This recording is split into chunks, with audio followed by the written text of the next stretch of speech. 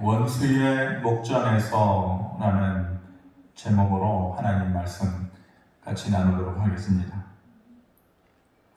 사람은 나이가 들면서 할 수 없는 일들이 점점 많아지게 되어 있죠.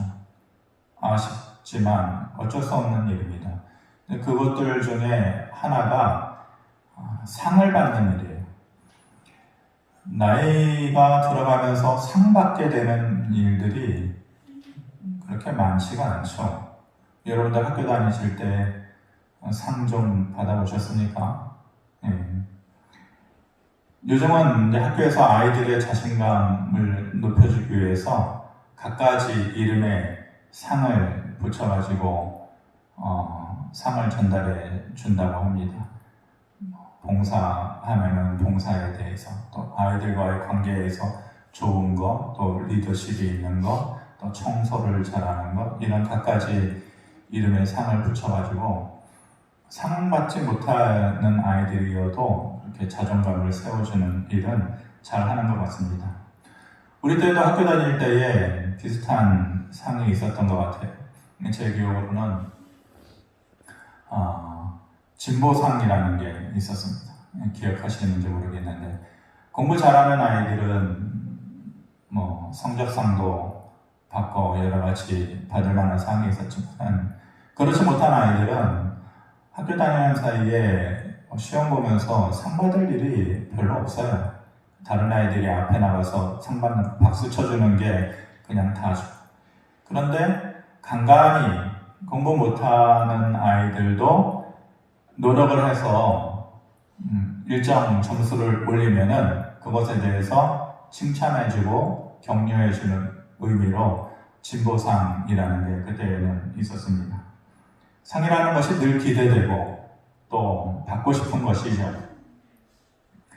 이름이 이슬이라고 하는 여자아이가 있는데 나이를 제가 계산해 보니까 지금은 여고생이 되어 있을 것 같아요. 고2 정도 되어 있을 것 같은데, 초등학교 6학년 때에 시를 써서 전북교육청에서 주관하는 공모전에서 최우수상을 이 아이가 탔단 말입니다. 나중에 이 아이가 쓴 시가 동료로까지 되어져서 많은 사람들한테 들려졌는데, 들어보니까 굉장히 감동적이더라고요. 근데 제목이, 이 아이가 최우수상을 탄 이 시의 제목이 뭐냐면은 이 세상에서 가장 받고 싶은 상이었어요. 이 세상에서 가장 받고 싶은 상. 그 어린 아이, 여자아이가 그 어릴 때에 가장 받고 싶은, 이 세상에서 가장 받고 싶은 상이 무엇이었을 것 같아요? 잠시 생각을 해보시기 바랍니다. 이 아이가 그 어린 나이에 가장 세상에서 받고 싶은 상은 엄마의 밥상이었어요. 엄마의 밥상. 그 당시에 이제 3년 전에 엄마가 일찍 돌아가셨어요. 그러니까 이 아이가 그때는 몰랐는데 하루 세끼 아침상, 점심상, 저녁상 차려주면서도 한 번 고맙다라는 말을 못했었고, 당연히 늘 그렇게 챙겨줘야 되는 엄마의 밥상인 줄 알았는데 그것이 그리워지더라는 그 어린아이가. 그래서 이 세상에서 가장 받고 싶은 상은 엄마의 밥상이다. 그 마음 하나하나를 마치 연필 하나 한 자 쓸 때 꾹꾹 눌러 쓰면서 그 마음을 담았겠죠. 그래서 결국 최우수상을 받았는데, 저도 그 아이가 쓴 그 시, 그리고 또 동료로 만들어진 것을 보고 또 들으면서 이 엄마의 밥상이라는 것이 어떤 상일까? 라고 잠시 생각을 해보았습니다. 엄마의 밥상은 참 다양한 사연이 있고 다양한 모습으로 나타나는 것 같아요. 원수 같은 남편이 늘 늦게 들어오고 술 먹고 늦게 들어와가지고 지긋지긋한데, 그런 모습을 보면서도 싫으면서도 야, 자식 먹여 살리고 가족들 먹여 살리려고 이렇게까지 고생하는구나. 그런 마음이 들어서 저녁 늦게 들어오는 남편 밥 먹으라고 밥상 차려놓고 신문지 위에 올려놓은 그런 밥상도 생각이 나고, 또 지긋지긋한, 다 그렇지는 않겠지만 쟤네들이 언제 커가지고 사람 노릇할까. 자녀들 키우다 보면은 안 맞는 부분도 있는 가정들이 많을 것이고, 아유, 저게 언제 사람 노릇하고 언제 보란듯이 있을까. 그런 마음이 들면서도 엄마가 직장 나갈 때에 그래도 저것들 일어나서 늦지막히 일어나가지고 배고플 텐데 먹을 거라도 그 바쁜 아침 시간에 챙겨놓고 나가는 그 엄마의 밥상, 그 옆에 쪽지 하나 적어놓고 나가는 엄마의 밥상이 생각나기도 하고,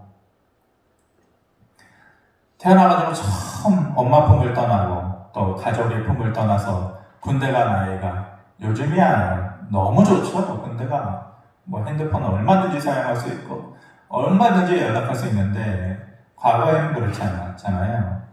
그래서 겨우겨우 처음 엄마하고 전화 통화하게 되었을 때에 처음 말하는 말이 다른 것 없이 엄마 군대밥 말고 엄마가 차려준 밥상 먹고 싶다고 그렇게 얘기하는 그 장면이 또 생각나기도 하고, 또 생각나는 것은 딸내미 하나 있는데 이 아이가 부모가 능력이 없으니까 챙겨주지 못하고 교육시켜주지 못하는데 자기가 벌어서 유학 가가지고 멀리 공부하러 유학 가가지고 있는 그 딸내미 생각하면 미안하기도 하고 안쓰럽기도 하고 대견스럽기도 하고, 이 아이가 밥이나 잘 먹고 있을까 그런 생각 들면서 상을 차려놔도 못 먹는다는 거 엄마는 알아요.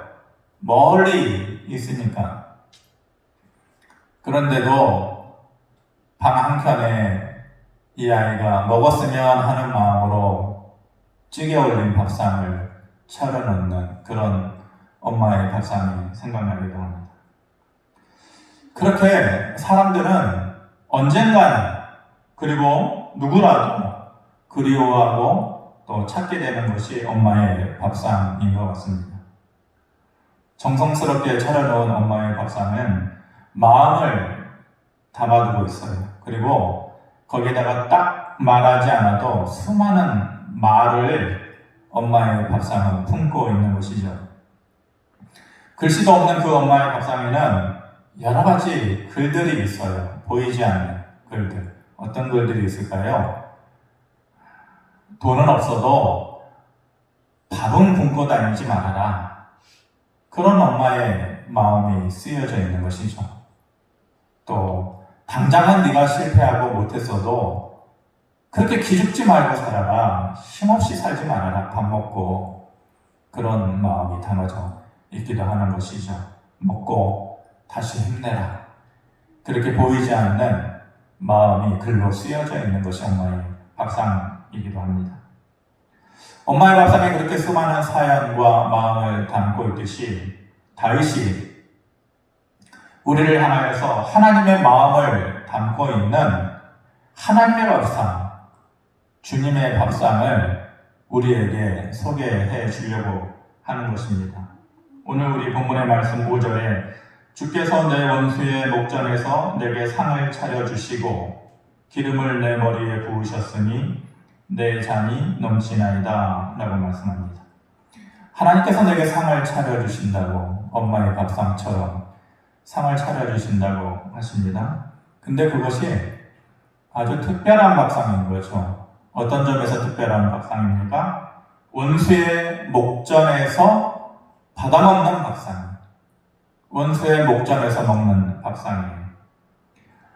원수의 목전에서 내게 상을 차려주시는 그 밥상, 어떤 의미를 가지고 있는 것일까? 첫째는 그것이 회복의 밥상이에요. 회복의 밥상. 다윗의 인생은 수없이도 많은 넘어짐의 인생이었어요. 그리고 눈물 젖은 빵을 지겹도록 먹어야만 하는 그런 애달프고 힘든 그런 인생이었었죠. 그런데 마치 야구는 9회 말 투아웃부터라고 하지 않습니까? 야구를 보면서 이번에는 그렇게 좋은 결과가 있지 않았지만은 9회 말이 되고 원아웃 투아웃이 되는데 이제 끝나는구나 그렇게 생각하는데 기적적으로 그 아웃 카운트 하나 남겨두고 역전이 되어주듯이 하나님께서 다윗의 인생을 역전시켜 주시고 또 회복시켜 주신 인생이 되었던 것입니다. 다윗은 하나님께서 자기에게 해주신 그 회복의 은혜를 자기가 받았으니까 그것을 다른 사람에게도 내가 주어야겠다라고 생각을 하게 됩니다. 그래서 찾게 된 것이 자기의 평생 동지와 같았던 사울왕의 아들이었던 요나단을 기억을 해낸 것이죠. 사울은 정작 자기를 죽이려고 했던 사람이지만 그 아들 요나단은 목숨을 걸고 다윗하고 우정을 나누었던 그런 관계이지 않았습니까? 사울과 요나단이 죽어서 그의 가문이 완전히 망했다는 소식을 듣고 그래도 그 중에 누군가는 살아있겠지라는 생각을 하면서 요나단에 베풀었던 은혜를 갚으려고 합니다. 그런데 마침 요나단에게 아들 하나가 남아 있었어요. 어렸을 때 유모와 함께 도망가다가 떨어져가지고 두 다리를 못 쓰게 된 그런 장애를 가진 아이였죠. 무비보셋이라고 하는 아이가 있었어요. 무비보셋의 입장에서 보면 다윗이 사울 왕가에 남아있는 자기 자신 혼자 남아있는 그를 찾는다라는 것이에요. 어떻게 생각하겠어요? 몰락해버린 사울 왕가에 남아있는 자기를 찾는다라는 것이 이제는 아예 사울 왕가에 있는 그 씨 하나라도 없애려고 하는 것이구나 라는 그런 생각을 했을 것입니다. 그렇게 해서 이제는 자기는 스스로 움직일 수도 없는 그런 육체적인 한계를 가지고 있으니까 절망을 느끼고 희망을 놓아버리고 다윗 앞에 두 다리를 못 쓰고 주저앉아 있는데 그런 무비보셋에게 다윗이 뭐라고 해요? 사무엘하 9장 10절에 이렇게 얘기해요. 너와 내 아들들과 내 종들은 그를 위하여 땅을 갈고 거두어 내 주인의 아들에게 양식을 대주어 먹게 하라. 그러나 내 주인의 아들 무비보셋은 항상 내 상에서 떡을 먹으리라. 이렇게 말씀해 줍니다. 이것이 이제 사울 왕의 종들이었던 그 중에 한 명이었던 시바라고 하는 사람에게 얘기한 것이거든요. 시바에게 말하기를 이 모든 사울 왕가에 있는 땅을 이제 무비보셋에게 다 줄 테니까 너는 그의 수정을 들면서 땅을 갈고 이제 모든 것을 풍요롭게 하고 주인을 잘 섬기는 자가 되어야 된다라고 명령하면서 무비보셋에게는 뭐라고 얘기하는 거예요? 이제부터는 왕의 상에서 항상 음식을 먹으라 라고 사람들 앞에서 그렇게 선포해주고 있는 것입니다. 자기가 사울 왕가에 남아있는 마지막 핏줄을 이어서 죽게 될 것이라고 생각했는데 정말로 생각하지도 못했던 삶의 회복에 대한 말을 듣게 되었을 때에 믿을 수가 없는 거죠. 그런 생각을 안 하고 왔는데 이제는 마지막 죽겠구나 라고 싶었는데 그런 말을 들으니까 그런 말에 대해서 무비보셋이 뭐라고 대꾸해요? 사무엘하 9장 8절에 이렇게 얘기합니다. 그가 절하여 이르되 이 종이 무엇이기에 왕께서 죽은 개 같은 나를 돌아보시나이까 하니라. 사실 다윗 자신도요 죽은 개와 같은 삶을 살았을 때가 있었거든요. 그런 그를 하나님께서 회복시켜 주심으로 인해서 이스라엘 역사상 가장 훌륭하고 기억에 남는 왕이 되게끔 하신 것이에요. 다윗이 말하는 원수의 목전에서 받게 되는 상은 어떤 상입니까? 비록 죽은 개와 같이 초라하고 연약한 삶이라 할지라도 그런 삶을 하나님께서 다시 회복시켜 주셔서 사람들 앞에서 당당하게 설 날을 내가 허락해 주겠다, 내가 약속해 주겠다 라고 말씀해 주시는 것입니다. 그것이 첫 번째 원수의 목전에서 받게 될 회복의 상이에요. 두 번째로 원수의 목전에서 받게 될 상이라는 것은 인정의 밥상이에요. 인정의 밥상. 인정받는 밥상이란 말이에요. 누가복음 15장에 우리가 잘 알고 있는 대로 우리는 탕자의 비유다 이렇게 기억을 하고 있지만 잃어버린 아들을 찾은 아버지의 비유라는 말씀이 나와 있습니다. 우리가 잘 알다시피 철없는 둘째 아들이죠. 아버지에게 생떼를 써가지고 아버지 재산을 받아가지고 억지로 세상을 나갑니다. 흥청망청 돈 다 써버리고 사기당하고 가까이 있었던 사람들 다 떠나가고 나서 이제 거지꼴이 되고 사람들마저 기억 속에서 지워질 때에 그때서야 비로소 철들어서 아버지를 기억해요. 떠나온 집을 기억해요. 부끄러운 마음이죠. 그 마음을 꾹 누르고 아버지의 집으로 돌아오잖아요. 아버지가 화내서 쫓아내면 그냥 종들 중에 한 명이라고 생각하고 먹여놔달라고 이런 말을 해야지 마음속에 그런 마음의 할 말을 준비하고 아버지의 집으로 가요. 터벅터벅 가요. 그런데 자기 생각에는 아버지가 엄청나게 화를 내시든지 아니면 말 한마디 안 하고 그냥 집으로 들어가시겠지 그렇게 생각을 했는데 아니에요. 아버지가 그 아들이 떠난 이후로 늘 그 자리에서 기다리고 있었잖아요. 아들이 돌아오는 모습을 보고서 한 걸음에 달려가서 목을 껴안고 이 떠나간 자식아 얼마나 내가 너를 기다려 이제 오냐 이제야 오는 거냐 그렇게 사람들 앞에서 목 놓아 울면서 좋은 옷을 종들에게 명령해서 제일 좋은 옷을 가져다가 이 아이에게 다시 입혀줘. 그리고 손에는 가락지를 끼워주고 살찐 송아지를 잡아서 잔치를 베풀어라. 상을 베풀어라. 그렇게 얘기를 하잖아요.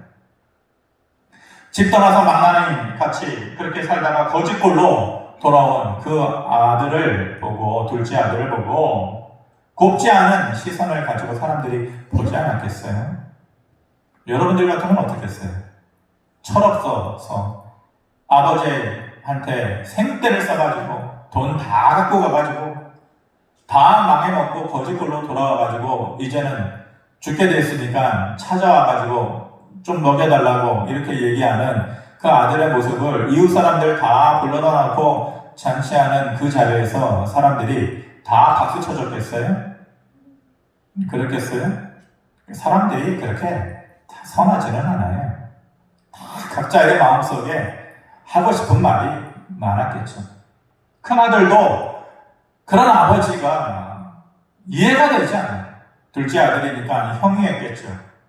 왜 아버지 재산 다 탕진하고 이제야 아쉬우니까 어쩔 수 없이 돌아온 그 아들을 왜 잘해주냐고 화를 내는 거잖아요. 큰아들이. 사람들도 말은 안 해도 얼마나 이런저런 말을 속으로 지금 하고 싶었겠어요. 그런 아들의 입장에서 보면 그런 형의 모습, 그 사람들의 마음 왜 모르겠어요. 아무리 철이 없이 나갔다 할지라도 그 정도는 알겠죠. 아무리 철이 없어도 야, 형이 엄청나게 화가 나 있구나. 사람들의 시선이 곱지가 않구나. 시선이 너무 따갑구나. 그 정도는 알겠죠.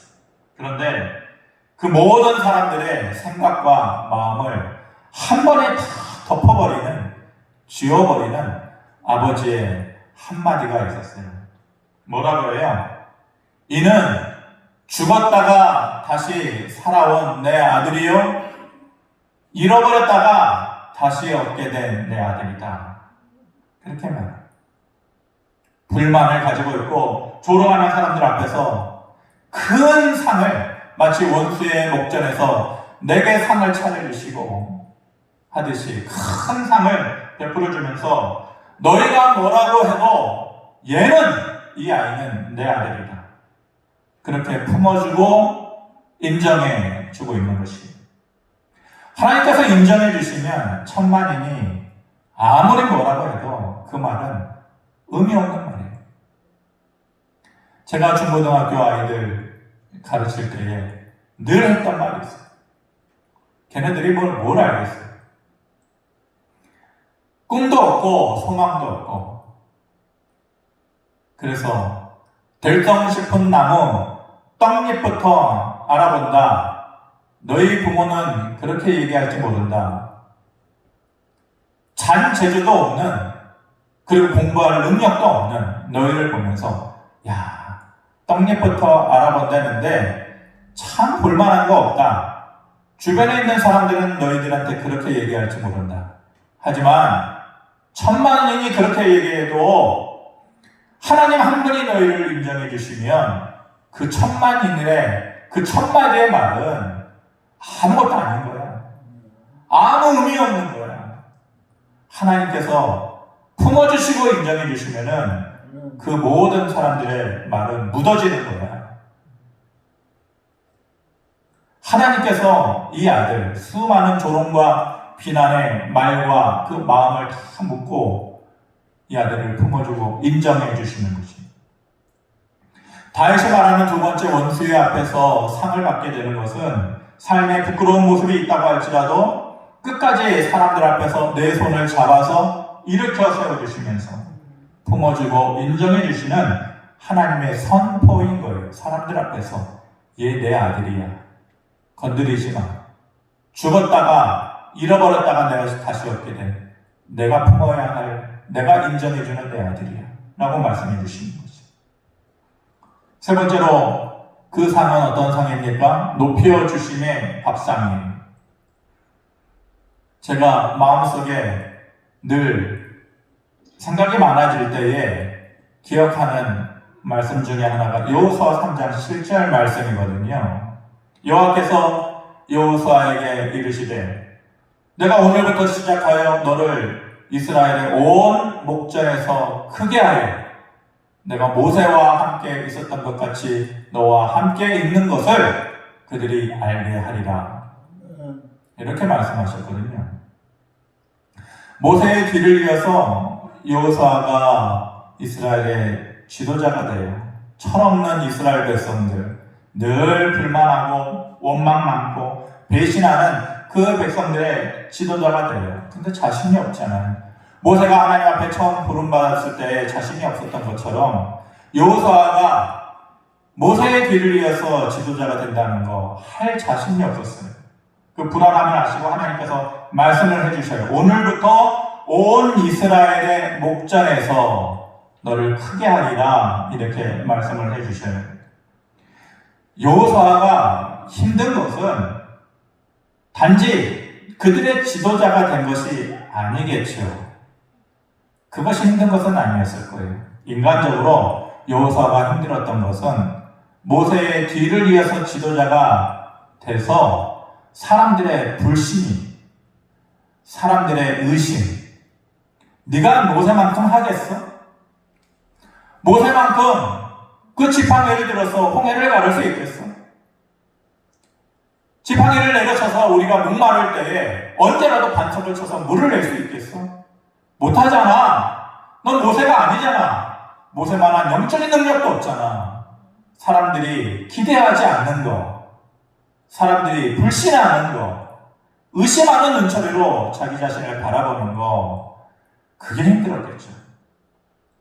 그런데 하나님께서 증명시켜 주시는 거예요. 뭘 보여줘요? 오늘부터 온 이스라엘의 목전에서, 마치 원수의 목전에서 그러듯이 온 이스라엘의 목전에서 내가 너와 함께 하는 것을 그들이, 그 철없는 이스라엘 백성들, 불평하고 원망하고 배신하는 그들이 알게 하리라. 너 자신만 아는 게 아니라 그 무지하고 어리석은 그들의 눈에 봤을 때에도 고개를 끄덕일 수밖에 없게끔 그들이 알게끔 하겠다 이렇게 말씀하십니다. 그러면 뭐가 사라지게 돼요? 사람들의 불신이 사라지게 되는 거죠. 이 말씀 한마디에 사람들의 의심이 사라지게 되는 거예요. 그리고 모세만큼 기대감이 커지게 되는 것이죠. 그렇게 하나님께서 여호수아를 높여주신 것처럼 이제는 사람들도 여호수아를 높여주는 거예요. 그러면 어떤 게 사라지게 될까요? 두려움이 사라져요. 사람들이 높여주면 두려움이 사라지게 됩니다. 그들이 알게 하리라. 그렇게 말씀하셨어요. 의심 많고 불평 많은 사람들이 알게 된다라는 것. 어떨 때 알게 될까요? 의심 많은 도마가 부활하신 주님을 알게 되었어요. 어떨 때 알게 되었어요? 보았을 때 알게. 주님의 옆구리의 창조가 그리고 손에 찍힌 그 자국 보고서 알게 되는 거예요. 의심 많은 사람은 봐야 돼요. 이 의심 많은 이스라엘 백성들이 알게 하리라 라는 것은 어떨 때 알게 돼요? 볼 때에 아니에요. 그들이 경험했을 때 알게 됩니다. 뭘 보고 뭘 경험해요? 야, 모세와 함께 하는 것처럼 하나님이 여호수아에게도 함께 해주시는구나. 거기에 생명이 있고 능력이 있구나 라는 것을 그들의 눈으로도 보게끔 해주신다는 거예요. 믿음은 마음에만 있는 거 아니에요. 믿음은 말에만 있는 것도 아니에요. 믿음은 삶의 증거로 나타나고 보여져서 끄덕이게 되는 거예요. 아, 이게 하나님의 능력이구나. 그래서 하나님께서 살아계시는 거구나. 이게 믿음이구나. 말과 마음에만 있는 것이 아니라 삶의 증거로 보여지는 거예요.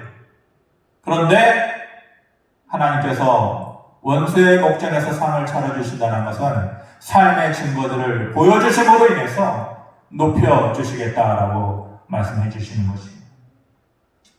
말씀을 정리하면 이렇습니다. 이렇게 원수의 목전에서 받는 상이라는 것이 어떤 상입니까? 기대하지 못했던 삶이 회복되는 상이에요. 부끄러운 삶을 덮어주시고 새롭게 인정해 주시는 삶이에요. 그리고 사람들 앞에서 보란듯이 높여주시는 그런 상인 것입니다. 그런 상을 원수의 목전에서 받고 나서 내 머리에 기름을 부으셨으니 5절 후반부에 내 잔이 넘치나이다 이렇게 말씀하잖아요. 우리가 시편 23편 1절에서 처음 볼 때 여호와는 나의 목자시니 내게 부족함이 없으리로다 이 말씀을 보았었죠. 공동 번역에서 그 말을 어떻게 표현하면은 여호와는 나의 목자이시니 내게 아쉬울 것 없어라. 제가 그 표현이 더 좋았었다 이렇게 말씀드렸는데 아쉬울 게 없더라 라는 말이 무슨 말이 나겠어요? 조금 모자라도 조금 부족해도 어떤 상황과 어떤 처지에서도 자족할 줄 아는 아쉬울 거 없다라는 거 자족할 줄 알고 감사할 수 있는 삶의 능력 그런 삶의 여유가 생겨나게 된다는 것이라고 말씀드렸었죠. 그렇다면 내 잔이 넘치나이다 라는 표현은 무슨 말일까요? 이 말은 남 부러울 것 없어라 이런 말이에요. 이런 의미를 가지고 있습니다. 내 원수의 목전에서 내게 상을 차려주시고 기름을 내 머리에 부으셨으니 이제 남 부러울 것 없어라. 내 잔이 비워져 있으면요 자꾸만 옆에 사람 잔에 시선이 돌아가게 되죠. 보게 되는 것이에요. 그런데 내 잔이 차고 넘치면 남의 것을 볼 필요가 없어요. 왜 그래요? 더 이상 다른 사람의 잔이나 다른 사람의 상황이 부럽지 않기 때문에 그래요. 그래서 내 잔이 넘치나이다 라는 말은 제 표현으로는 만땅의 삶, 만땅의 삶. 운전하고 기름 넣는 사람들은 한 번 정도는 자신있게 외치잖아요. 만땅이요. 가득 채워달라. 내 잔이 넘치나이다 라는 것은 만땅에 채워짐이 있는 삶이에요. 저와 여러분들의 한 주일간의 삶 속에 우리의 삶에 장애물이 되는 어떠한 종류의 원수든지 간에 그것이 영적인 원수일 수도 있고 그것이 육적인 원수일 수도 있고 그것이 상황이나 환경과 같은 처지의 원수일 수도 있습니다. 그 원수들 앞에서 하나님께서 회복의 상 그리고 품어주시고 인정해주시고 높여주심의 상을 베풀어주시는 그런 하나님의 은혜가 여러분들의 삶에 넘쳐나기를 바랍니다. 그래서 우리의 마음이 채워지고 우리의 믿음이 채워지고 우리의 삶이 채워져서 만땅의 삶. 기름 넣으면서 늘 만땅하는 사람은 그렇게 많지 않을 거예요. 가끔 가다가 그렇죠. 가끔 가다가 이것이 내 잔이 넘치나이다 라는 삶이구나. 이게 만땅의 삶이구나. 그렇게 가슴 먹먹하게 이것이 그 뜻이었구나. 내 잔이 넘치나이다 라고 말할 수 있는 원수의 목전에서 승리의 기쁨을 맛보는 그런 삶이 되어지기를 주님의 이름으로 축원합니다. 고마우신 아버지 하나님, 우리가 처한 상황들 여러 가지 환경들 가운데에 마치 원수의 목전에서 살아가는 듯한 어려움 가운데 있는 우리들입니다. 그런 우리들의 삶을 그 원수의 목전에서 상을 차려주심으로 인하여서 회복시켜주시고 다시 인정받게 해주시고 그리고 높여주시는 하나님의 능력과 은혜를 우리가 살면서 누리게 하시고 느끼게 하시고 그래서 내 잔이 넘칩니다 라고 가슴 벅차게 고백할 수 있는 그런 삶의 증거들, 삶의 순간들이 있을 수 있도록 은총을 베풀어 주시옵소서. 감사드리며 예수 그리스도의 이름으로 기도하옵나이다. 아멘.